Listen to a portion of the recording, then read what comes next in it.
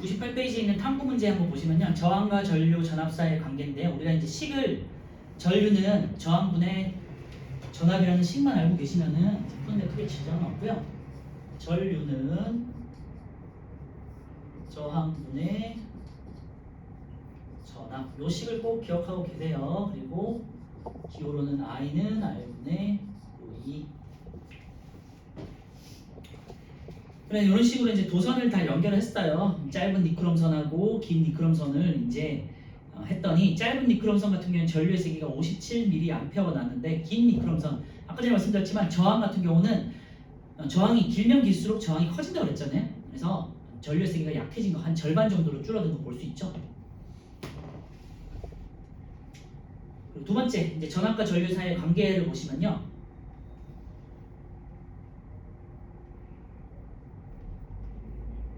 긴 니크롬선에 걸리는 전압을 1.5V씩 높이면서 0V부터 6V까지 전류의 세기를 측정했대요. 그래서 1.5V일 때는 전류의 세기가 28mA, 3V일 때는 56mA, 4.5일 때는 84mA, 6일 때는 112mA 뭐 이런 식이잖아요. 자, 해서 저항과 전류 사이의 관계돼 있고요. 저항은 전류의 흐름을 방해하는 정도이므로 전압이 같을 때 저항이 클수록 전류가 더 작게 흐르는 거죠. 저항이 클수록 전류가 작게 흐르는 거 확인할 수 있고요. 전압과 전류 사이의 관계 보시면 저항이 같을 때 전압이 세면 전류의 세기도 증가하는 거 그냥 확인할 수 있고 비례하죠. 1번 전압이 일정할 때 전류의 세기는 저항에 반비례한다. 전류는 저항에 반비례한다. 전류는 저항에 비례한다. 그죠? 2번은요. 전압에 비례한다. 확인 문제 1번 보시면요. 1번 저항이 일정할 때 전압을 2배 높이면요. 전압을 2배 높이면 전류도 2배 세지겠죠. 그리고 위에 우리 표에서도 알 수 있어요. 전압을 1.5에서 3.0으로 올렸더니 전류의 세기도 28mV에서 mA에서 56mA로 2배 커졌잖아요. 그래서 비례하는 거 확인할 수 있죠. 이번에 전압이 일정할 때 저항이 클수록 전류의 세기가 감소한다. 저항이 클수록 전류의 세기는 감소한다. 그렇죠? 그리고 실험 1에서 짧은 니크롬선보다 긴 니크롬선, 저항이 큰 긴 니크롬선을 사용했더니 저항값이 커지니까 전류의 세기는 반으로 줄어들었잖아요. 그래서 2번도 5가 되겠고요. 3번은요. 실험에서 긴 니크롬선의 저항은 15m 돼 있는데요. 네. 이걸 구해 보시면요. 저항 R은 I 곱하기 V가 되겠고 I는요. 그 실험 2에 있는 식 중에서 아무거나 하나 써보시면요. 28mA니까 뭐 대충 한 30mA라고 쓸게요. R은 I분 때문이죠. 30mA분의 1.5V가 되겠고요. 30mA는 꼭 암페어로 바꿔주셔야 돼요. 계산할 때는. 그래서 0.03A분의 1.5가 되겠고 얘는 계산하시면은 50옴이 되겠죠.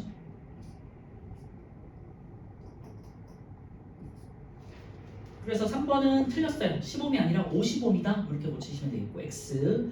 4번은요. 가로축이 전압, 세로축이 전류래요. 아까 전에도 봤지만 세로가 전류, 그러니까 Y좌표가 전류, 그 다음에 X축이 전압일 때는요. 이렇게 했을 때 I는 I하고 V에 대해서 기울기가 R분의 1이잖아요. 기울기가 R분의 1이야. 저항분의 1이다. 고치셔야겠죠. 그래서 기울기는 저항분의 1이다. 그래서 X가 되겠죠. 1번에 5, 2번에 5, 3번에 X, 4번에 X가 되겠고요. 2번은요. 전류의 세기는 전압에 비례한다로 고치시면 되겠죠. 고치는 게 아니고 서술하시면 되겠죠. 전류의 세기는 전압에 비례한다. 3번은요. 저항을 구해보시오 돼 있는데요. R은 I분의 V라고 다시 한번 정리하시고요. R은 I분의 V고요. 전류는 10mA 그러면은 이제 0.01A가 되겠고 전압은 1V니까요. 이제 100옴 되겠네요. 3번은 100옴 이렇게 쓰시면 돼요. 그리고 항상 미리암페어는 암페어로 고쳐서 이제 계산하셔야 돼요. 자, 99페이지에 있는 직렬 연결과 병렬 연결 다시 한번 또 볼게요. 이제 직렬 연결은 나에서 있는 것처럼 한 일렬로 쭉 이어진 게 직렬 연결이고요. 다시 한번 정리하면요. 직렬 연결하면은 저항이 커지기 때문에 전류의 세기는 약해지고 전구는 어두워진다고 그랬죠. 그리고 다에 있는 병렬 연결, 나란하게 연결한 거예요.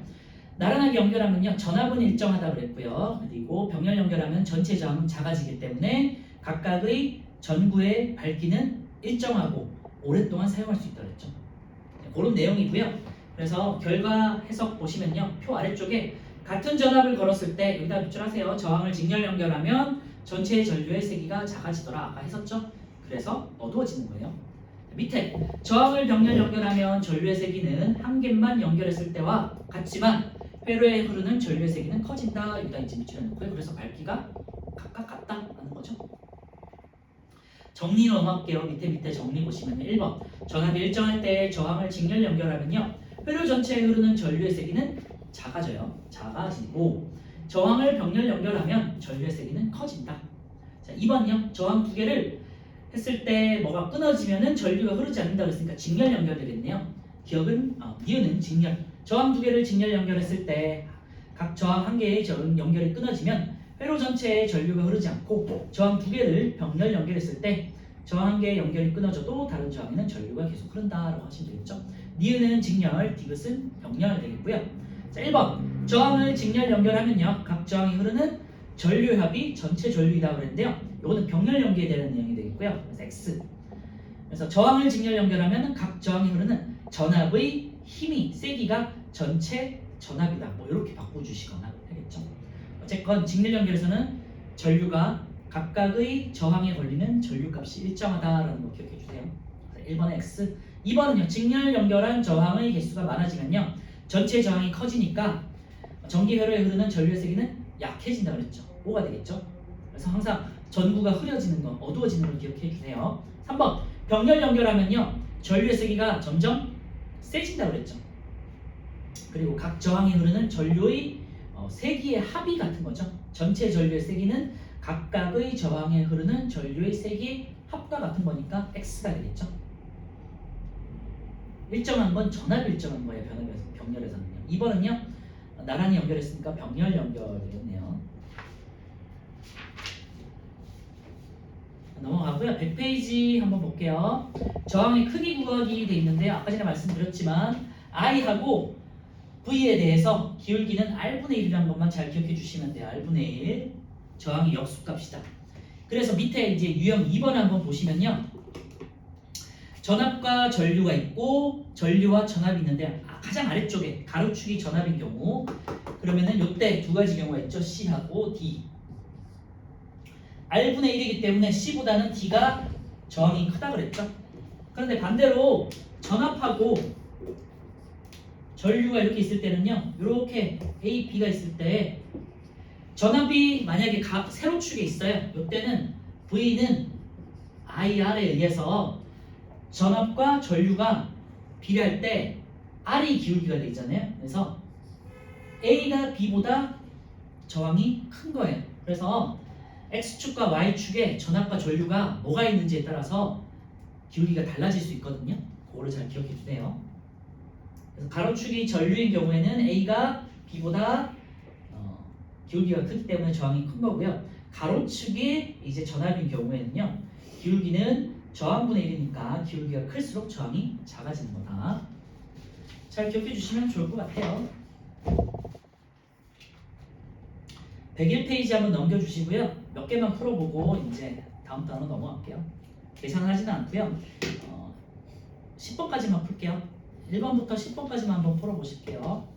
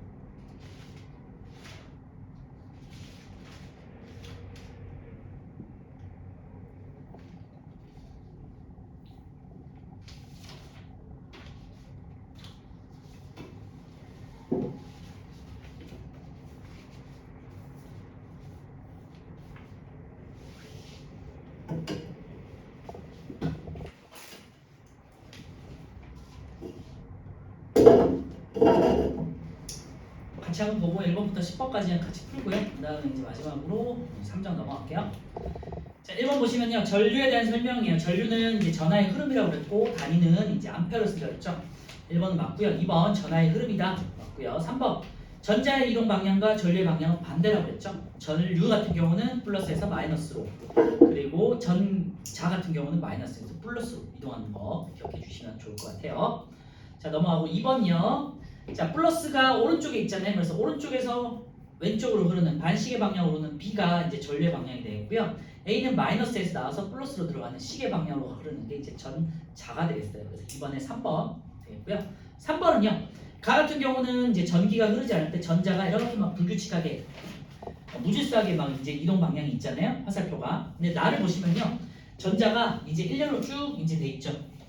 그래서 전자의 이동 방향을 보시고 양극을 찾으시면 돼요. 전자가 지금 다 왼쪽으로 이렇게 화살표가 돼 있잖아요. 그러면은 얘가 전자라는 거는 전자는 마이너스에서 플러스 쪽으로 이동하니까요. A가 플러스 B가 마이너스가 되겠어요. 항상. 그래서 전자의 흐름을 보시고요. 전자가 화살표 쪽이 플러스가 되고 그래서 A가 플러스 B가 마이너스가 돼요. 자, 1번 가는 전류가 흐르지 않는 상태, 무질서한 상태니까. 2번은요. 가에서 전자는 규칙적으로 한 방향, 요거는 나에 대한 내용이 되겠고요.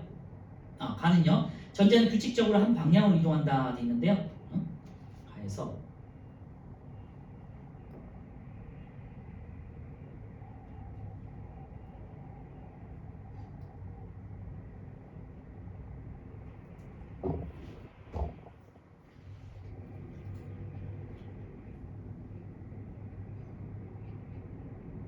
2번에 가에서 전자는 규칙적으로 한 방향으로 이동한다. 이건 잘못된 건데. 3번은요. 나에서 전류는 A에서 B로 이동한다가 되겠죠. A에서 B로 이동한다. 4번 나에서 전자는 플러스 극으로 이동한다. 맞고요. 5번 나에서 A는 전지의 플러스 극에 연결되어 있다. 5번이 틀렸고 2번도 틀렸네요. 2번에 가에서 전자는 규칙적으로 한 방향으로 이동한다가 되어 있는데요. 가에서 화살표를 보시면 아시겠지만 불규칙하게 화살표 방향이 왔다 갔다 하잖아요. 그래서 2번도 틀렸는데 2번에 가를 나로 고치시면 될 것 같아요. 나에서 전자는 규칙적으로 한 방향으로 이동한다. 이렇게 이제 고치시면 되고요. 3번에 2번은 가라고 되어 있는 걸 나라고 고치시면 돼요.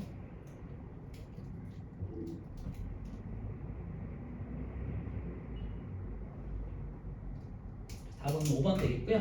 4번은요. 전구는 이제 물레방아 같은 거죠. 그래서 이제 전류가 이게 돌아서 이제 저항 역할을 하는 전구가 되겠고요. 그 다음 전압 같은 경우는 이제 펌프와 같다고 그랬죠. 그래서 물을 흐르게 하는 힘, 원천. 그리고 전류는 물의 흐름이죠. 3번 되겠고요. 전지는 이제 건전지는 펌프와 같겠죠. 그리고 스위치는 이제 밸브니까 수도꼭지가 되겠고요. 4번에 3번이고 이거 꼭 잘 기억해 주세요. 4번 같은 거. 5번은요 전압이고요. 이제 전류를 흐르게 하는 능력이나 힘이라고 그랬어요. 그리고 단위는 V를 쓴다고 그랬죠. 기억은 틀렸고 니은 맞고요. 디귿은요 전기회로에서 전류가 흐르는 것을 방해하는 것은 저항이었죠. 그래서 5번에 2번 니은만 맞고요. 저항에 대한 설명 1번. 저항은 도선의 길이에 비례한다고 그랬죠. 그러니까 1번이 틀렸네요. 2번. 저항은 물질의 단면적에 반비례하고 그리고 길이에 비례한다고 그랬죠. 길면 길수록 저항은 커지고요. 단면적이 넓어질수록 작아진다고 그랬죠. 3번은요. 길이와 단면적이 같아도 물질마다 저항이 다르다 그랬는데요. 물질마다 당연히 이제 도체, 부도체 이렇게 따질 수 있는 것처럼 물질마다 전류를 흐르게 하는 정도는 다르겠죠. 저항도 다르겠죠. 3번은요. 길이와 단면적이 같아도 물질마다 저항이 다르다. 4번 전기회로에서 전류의 흐름을 방해하는 정도를 저항이라고 하죠. 5번 전기회로에 같은 전압을 걸어주면 물체의 저항이 커지면 전류의 세기는 약해지죠. 7번은요. ohm의 법칙에 대한 건요. 전류와 전압에 대해서는 2번이 되겠죠. 정비되는 거. 그리고 전류와 저항에 대해서는 반비례하는 걸 또 찾으실 수 있으시면 되겠고요. 8번은요. 자, 이런 거 이제 계산하는 것들이 이제 간간히 나올 텐데 저항을 구하라고 그랬으니까요. R은 I분의 V 여기다가 이제 대입하시고요. I 같은 경우 전류 아무거나 하나 잡으시면 돼요. 300mA 잡으시면 0.3A로 고쳐주시고 전압 같은 경우는요. 이제 300mA에 대해서는 전압이 10이잖아요. 그래서 12 이렇게 해서 0.3분의 12 해서 40옴 이렇게 이제 푸시면 되겠죠. 8번에 4번이고요. 9번은요. 전류와 전압에 대한 그래프가 나와 있어요. 전류, 전압, 그리고 두 개의 저항 A, B가 있을 때, 가와 나가 있을 때 기울기는 R분의 1이라고 그랬잖아요. 그러니까 역수기 때문에 나가 가보다 더 저항이 크다 그랬죠. 기울기가 작을수록 커져요. 전류와 전압에 대해서는.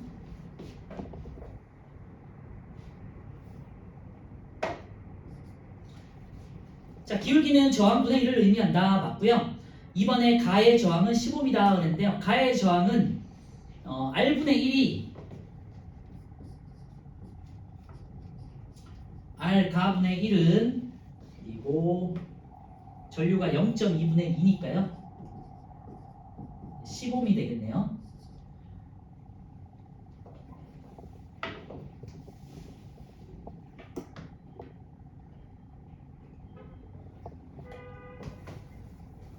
R은 I분의 V.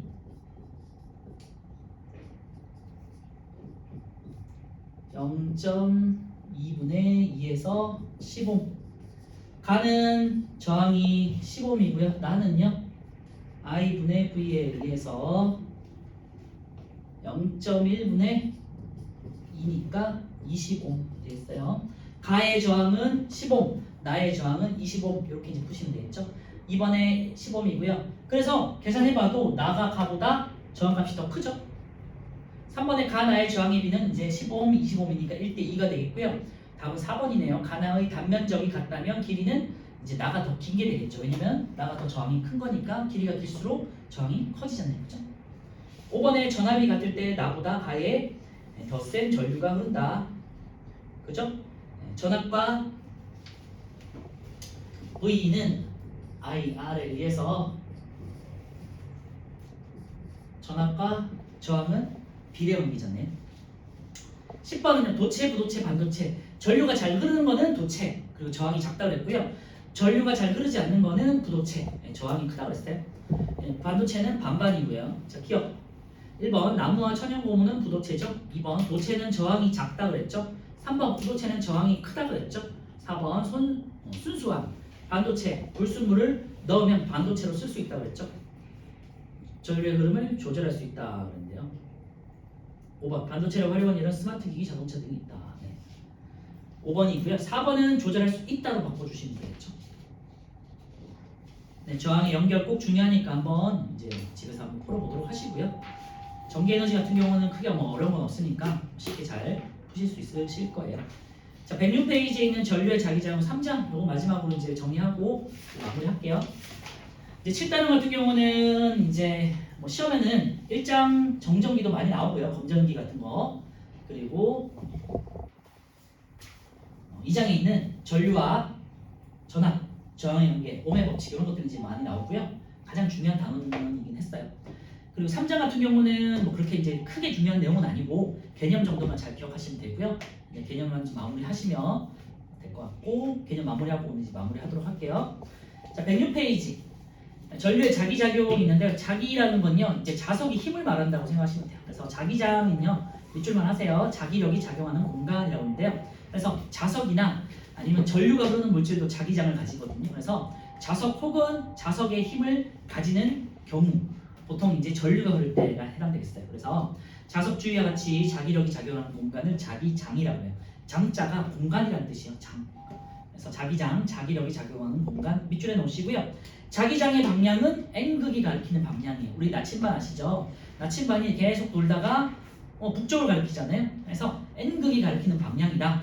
밑줄에 놓으세요.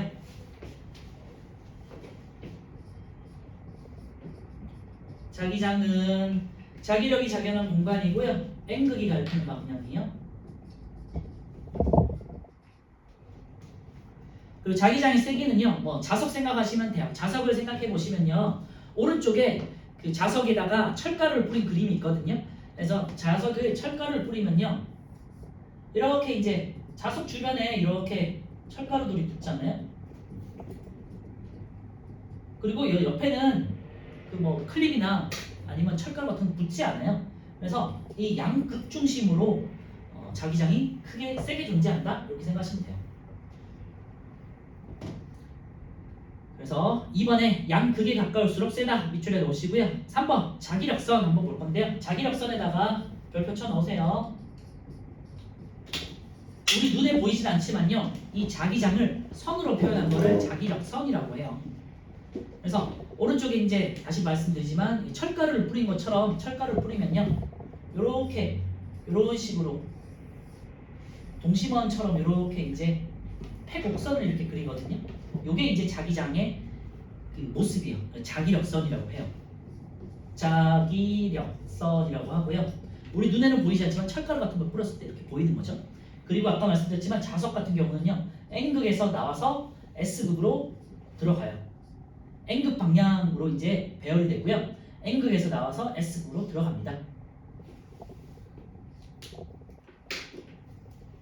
자, 그래서 첫 번째 밑줄 하세요. N극에서 나와서 S극으로 들어간다. 방향은 N극에서 시작해서 S극 쪽으로 들어가는 거예요. N극에서 나와요. 이렇게. 그리고 S극으로 들어가요.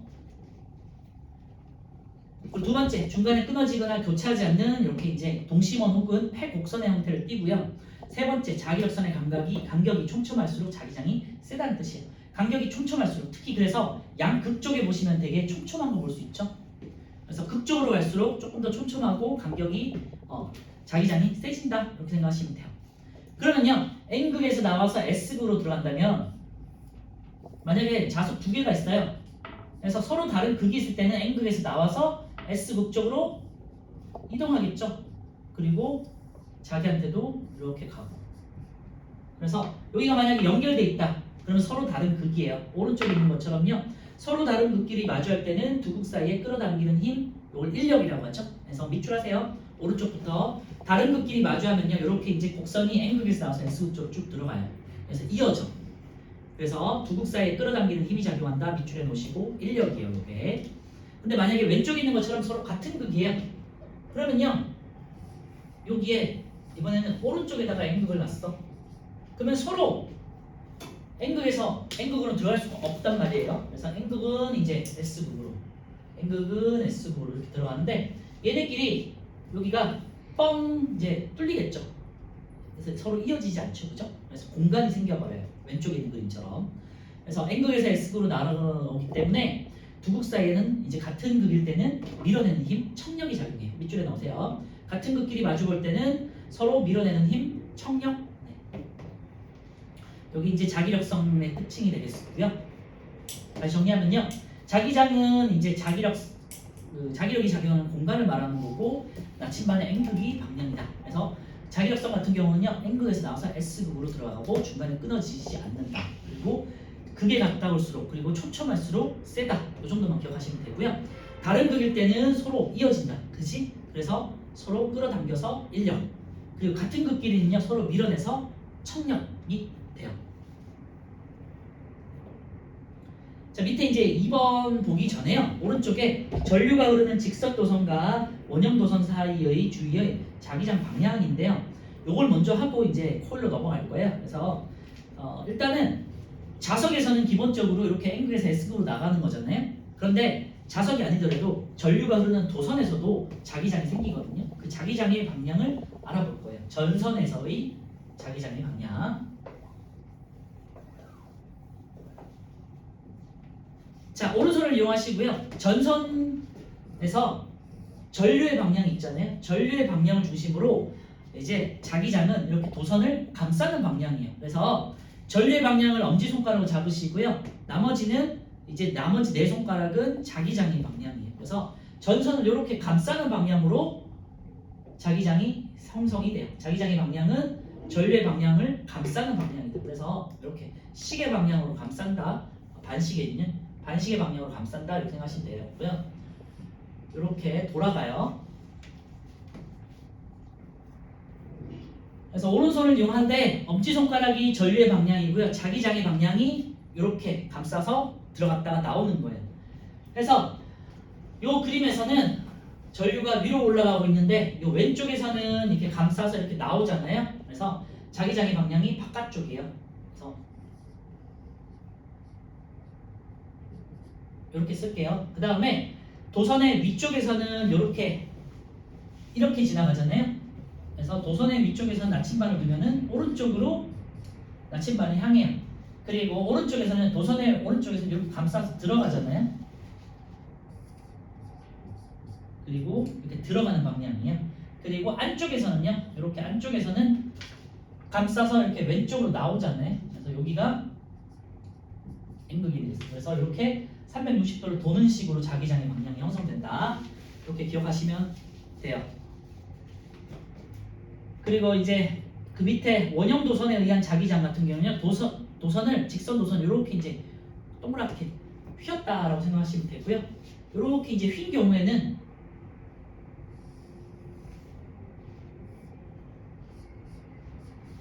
이제 올라가는 방향 이렇게 이제 올라갈 때 이렇게 올라가고 이렇게 내려올 때요. 이렇게 그냥 잡아주시면 돼요. 계속해서 잡아주시고 가운데만 보시면 되는데 가운데 같은 경우는요, 오른쪽에서 왼쪽으로 할 때 이렇게 감싸서 이렇게 나오겠죠. 그래서 바깥으로 나오는 방향으로 이제 자기장만 잡아주시면 돼요. 자, 106페이지 이제 2번 코일 주위에 자기장이 있는데 코일이라는 건요, 원형 도선을 여러 번 감은 걸 말해요. 이렇게 이제 돌돌돌돌 이제 염수철처럼 감은 걸 말하는 거고요. 이번에는 전류의 방향을 네 손가락으로 잡고요. 이렇게 감싸서 엄지손가락을 가리키는 게 자기장의 방향이에요.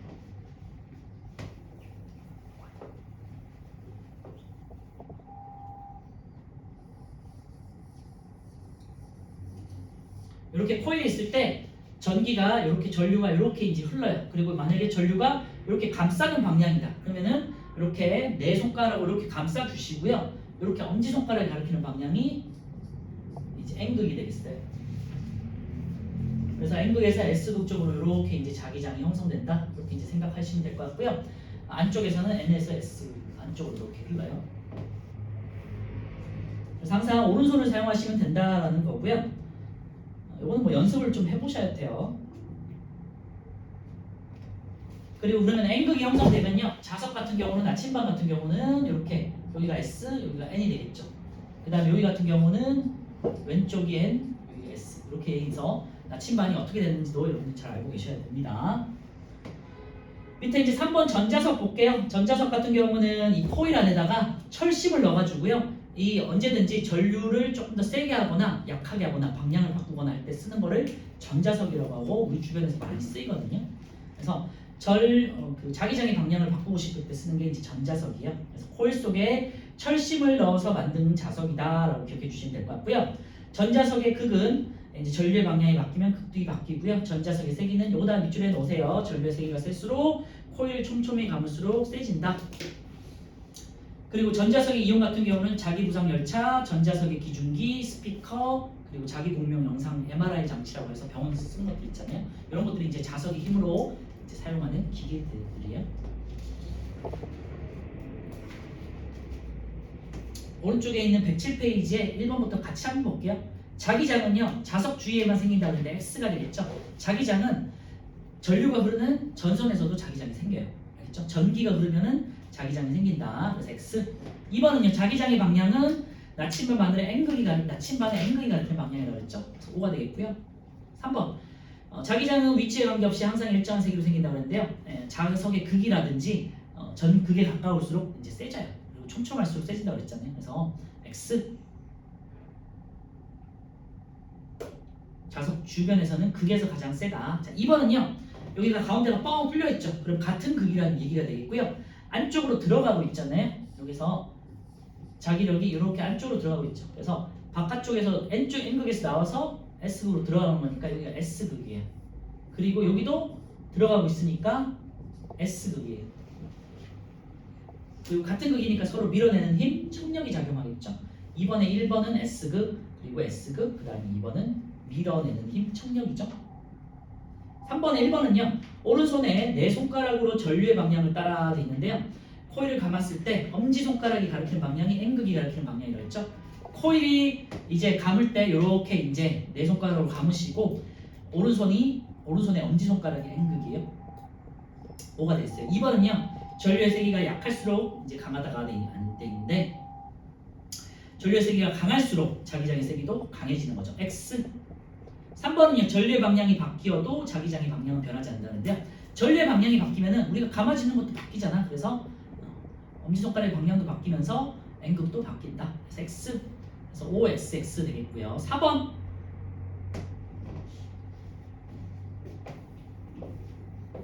이제 4번처럼 이제 이런 것들이 이제 N극의 방향을 잡는 것들이 이 장에서는 나올 텐데요. 여기서는 이제 왼쪽에서 이렇게 들어가가지고 이렇게 오른쪽으로 이렇게 나오고 있는데요.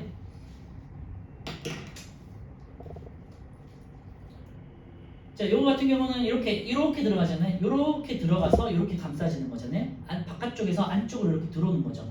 그래서 얘가 오른쪽이 N극이 되겠어요. S 이렇게 되겠고요. 그럼 나침반을 두면요. 나침반을 두면 S극 쪽에 N이 되겠죠. 그리고 여기다가 두면은 N이 이제 동쪽이 되겠죠. 그리고 이제 여기가 A. 그래서 N에서 나와서 이렇게 가거든요. 그러니까 여기다가 나침반을 뒀어요. 그러면 이렇게 흐르는 거니까 이번에는 서쪽을 밝히겠죠. 이게 C. 그리고 A는 동쪽, C는 서쪽이고요. B는 이제 안쪽에 있는데요. 이 안에서는 이렇게 이제 이동한다고 했잖아요. 이렇게. 그래서 동쪽을 가리키겠죠. 그래서 B. 그래서 A하고 B는 동쪽이고요. C는 서쪽이에요. 그거 나중에 연습 한번 해보세요. 자, 5번에 A 같은 경우는요. 이제 전류가 이렇게 감아서 들어가죠. 이렇게 감아서 들어가요. 이렇게 감아서. 그래서 A는 N이 되겠어요.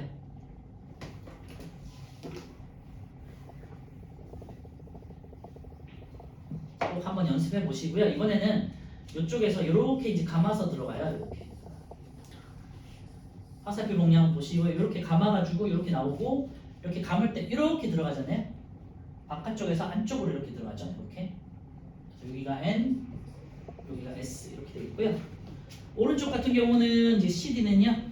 이번에는 전류가 이렇게 해서 안쪽에서 바깥쪽으로 이렇게 나오죠.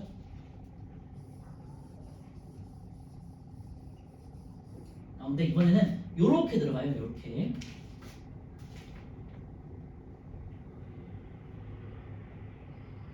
그러니까 이렇게니까 이번엔 여기가 N, 여기가 S 되겠죠. 그래서 전류의 방향은 같아도 이렇게 어떻게 감느냐에 따라서 전극이 달라질 수 있거든요. 그래서 A하고 D가 N극이고요. 꼭 한번 연습해 보세요. 6번에 전자석을 이용한 예로는요. 스피커랑 자기부상열차, 그 다음에 MRI, 스피커, MRI, 자기부상열차, 기중기 이런 것들 있죠. 6번에 리을 되겠어요? 네, 마지막으로 108페이지 전류가 흐르는 코일이 받는 힘, 여기 이제 자기력에 대한 내용인데요. 자석의 힘이라고 생각하시면 돼요. 자기장이 미치는 힘을 생각하시면 되겠고요. 우리 눈에 보이지 않지만 자기력이 작용해가지고 이제 뭐 이렇게 프로펠러 같은 것도 돌릴 수 있고 그렇거든요. 그래서 보시면요, 자기장 안에서 전류가 흐르는 코일이 받는 힘, 자기력이라고 하고 있고요. 자석의 자기장 안에 놓인 코일에 전류가 흐르면요, 코일과 자석이 상호작용해서 코일이 힘을 받는다 돼 있어요. 자, 우선 오른쪽에 자기장 안에서 전류가 흐르는 직선 도선이 받는 힘의 방향 보시면요, 이게 이제 자기력의 방향인데요. 이것도 오른손으로 이용하시고요. 이번에는 아까 전처럼 엄지손가락이 전류의 방향, 그 다음에 나머지 네 손가락이 자기장의 방향, 그 다음에 손바닥의 방향이, 손바닥의 위쪽 방향이 이제 자기력의 방향이 되겠어요. 그래서 각각 90도로 수직을 이루게 되겠고요.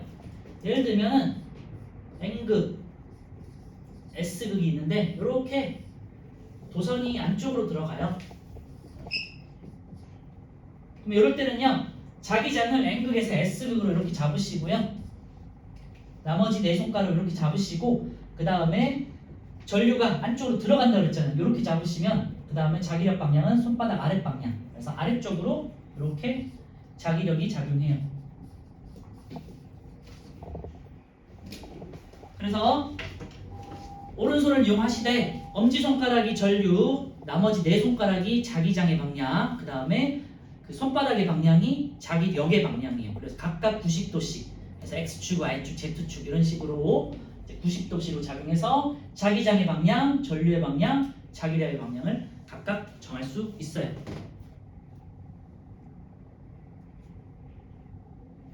그리고 이제 힘의 방향 한번 보시면요. 마주보는 자석과 코일의 극에 따라 다르게 작용한다 돼 있는데요. 그럼 같은 극일 때는요. 당연히 이제 서로 밀어내는 힘, 척력이 작용하겠죠. 그리고요. 다른 극끼리 마주 볼 때는 서로 끌어당기는 힘, 인력이 작용하겠죠. 그래서 같은 극에는 이제 서로 밀어내는 힘 밑줄에 놓으시고 다른 극에는 서로 끌어당기는 힘 밑줄에 놓으세요. 그래서 자석의 방향이나 전류의 방향이 반대가 되면요. 전류가 받는 힘의 방향이 반대가 된다. 밑줄에 놓으시면 될 것 같고요. 힘의 크기는요. 앞에서도 똑같은데요. 자기장의 세기가 셀수록 당연히 자석의 힘이 셀수록 그 다음에 전류가 더 많이 흐를수록 자기력도 더 커지겠죠. 그래서 자기장의 세기가 셀수록 코일에 흐르는 전류의 세기가 셀수록 밑줄에 놓으시고요. 자석과 코일 사이에 작용하는 힘, 그 자기력의 크기도 커진다. 밑줄에 놓으세요. 당연한 얘기잖아요. 자기장은 자석 때문에 생기는 거고, 그 다음에 전류도 이제 전극에서 생기는 거니까, 그죠? 자, 이제 2번 마지막이고요. 전동기. 요거는 전동기라는 건 쉽게 생각하시면 뭐 선풍기 같은 거 생각하시면 돼요. 그래, 프로펠러가 이렇게 돌잖아요. 그래서 전동기라는 거는 여러분들이 사용하는 그 가정 제품 중에 모터라고 있죠. 그래서 모터가 들어가는 제품들을 생각하시면 돼요. 그래서 오른쪽에 있는 그림처럼 자석 사이에 코일이 들어가 있어요. 코일이 들어가 있어가지고 코일이 이렇게 한쪽 방향으로 계속해서 회전을 하는 거라고 생각하시면 돼요. 전동기의 구조 여기 볼 건데요. 요거 보기 전에 오른쪽 아래쪽에 3번 볼게요. 플러스 강의 3번 요거 먼저 보고 전동기의 구조 한번 보시고 이제 마무리할게요.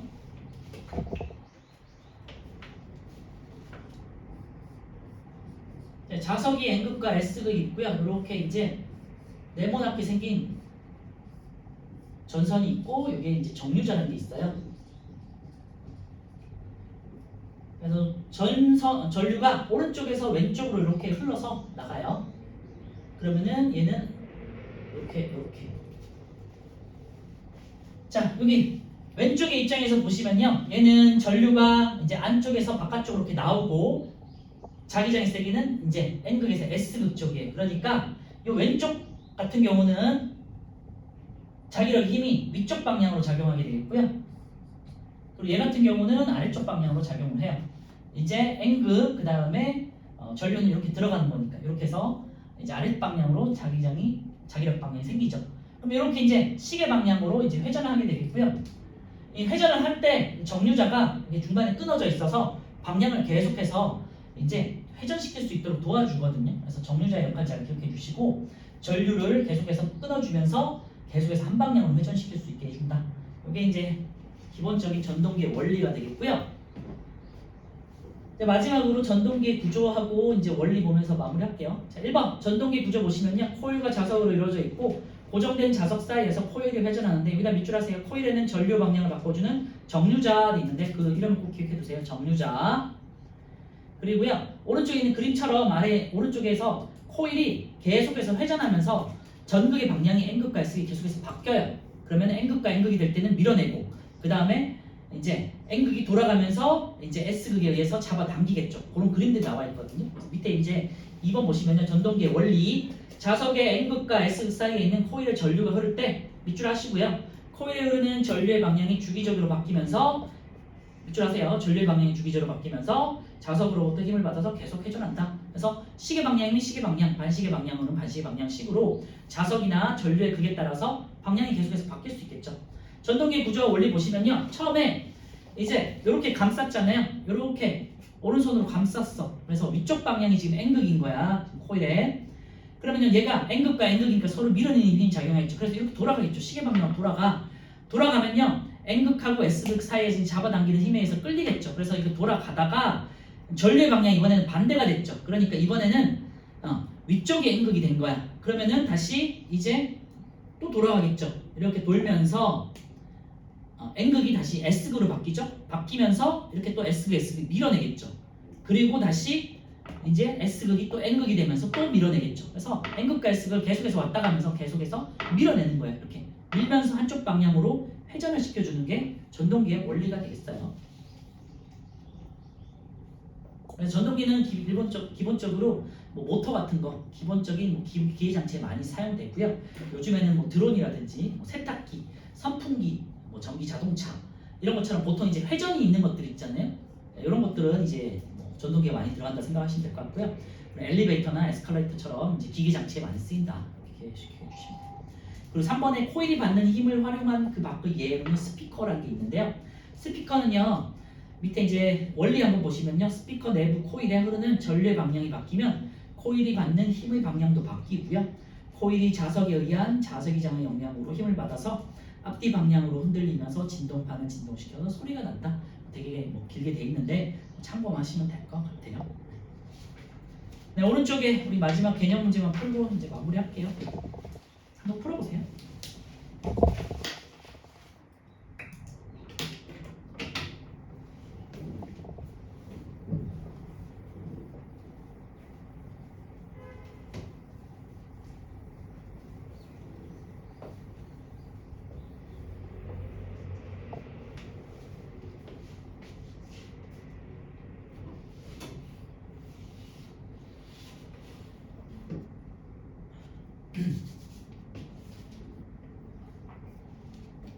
실장 다시 한번 복습해 보도록 하세요. 개념 좀 찬찬히 읽으시면 될 것 같고요. 특히 2장에 나왔던 그 오의 법칙에 대한 문제들을 좀 많이 풀어보시면 좋을 것 같아요. 자, 7번만 같이 보고 이제 마무리할게요. 1번 가 부분에 생긴 자기장의 방향은 돼 있는데요. 이렇게 오른쪽에서 감싸서 이렇게 들어가는 거 있거든요. 이렇게 감싸는 거기 때문에 가가 N극이고 나가 S극이에요. 이렇게 감싸서 이렇게 들어가는 거 꼭 연습해 보세요. 그래서 왼쪽이에요. 2번은요 전류가 흐르는 코일의 가 부분은 N극, 니은은 S극. 그리고요 자석과 코일은 N극과 N극이잖아요. 그래서 밀어내는 힘, 청력이 작용한다. 8번에 1번은요 자기장의 방향에 관계없이 코일에 받는 힘의 방향은 일정하다 그랬는데요. 자기장의 방향은 계속해서 바뀔 수 있어요. 그래서 뭐 코일의 방향이 전류의 방향이 바뀌거나 자석의 방향이 바뀌면은 자극의 방향이 바뀌면은 코일에 받는 힘의 방향도 바뀌어요. X. 2번은요 전류 방향이 반대가 되면요 코일에 받는 힘의 방향도 반대가 된다. 이건 맞는 거죠. 5. 자기장의 세기가 셀수록 코일에 받는 힘의 크기는 커지죠. 그래서 X. 코일에 흐르는 전류의 세기가 셀수록 힘의 크기는 커진다. 맞죠? 5. 그래서 XO, XO가 되겠어요. 자, 9번은요. 오른손 법칙인데 자, 기억. 네 손가락은요. 자기장의 방향이고요. 그 다음에 니은은요. 자기력, 힘의 방향이에요. 손바닥 방향. 그 다음에 디귿은요. 엄지손가락은 전류의 방향이 되겠어요. 자, 기억은 자기장, 니은은 힘, 디귿은 전류가 되겠고요. 나는요. 그래서 해보시면 자기장이 이렇게 들어가고 있고요. 전류는 이렇게 돼 있잖아요. 그러니까 위쪽 방향, 디귿이 힘의 방향이죠. 그래서 디귿에 동그라미 하시면 되겠죠. 자, 10번은요. 자, 지금 여기 뭐 안 쓰여 있는데요. 이게 조금 문제가 잘못된 것 같은데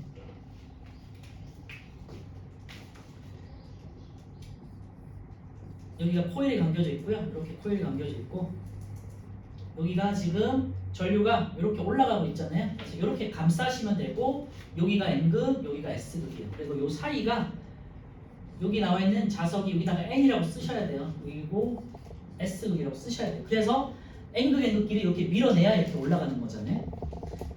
그래서 1번에 A, 2번은요. 이제 이렇게 내려와야겠죠. S극, S극이니까.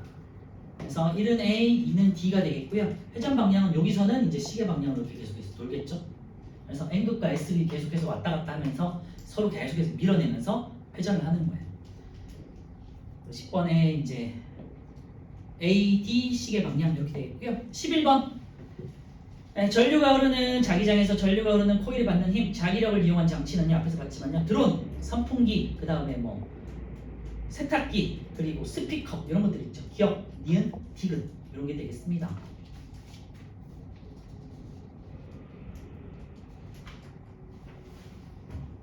네, 그 뒤에 있는 탐구 문제 한번 꼭 풀어보도록 하시고요. 112페이지에 여기서 잠깐이라는 게 있는데 이거 한번 보시면서 오른손으로 꼭 연습을 꼭 해보세요. 나중에 아시겠죠? 이거 굉장히 중요합니다. 그래서 여기서 잠깐에 있는 오른손 법칙을 이용해가지고 꼭 전류의 방향과 자기장의 방향을 꼭 참고하는 거 꼭 보셔서 그 다음에 뒤에를 문제 꼭 풀어보셔야 돼요. 예, 그다음 고생 많으셨고요. 오늘 여기까지 하고 3학년 과정은 아마 5월 말 정도에 한 달 지나서 이제 개강이 될 거니까 그때 또 학원 공고 보시고 시작하시면 될 것 같아요. 고생하셨습니다.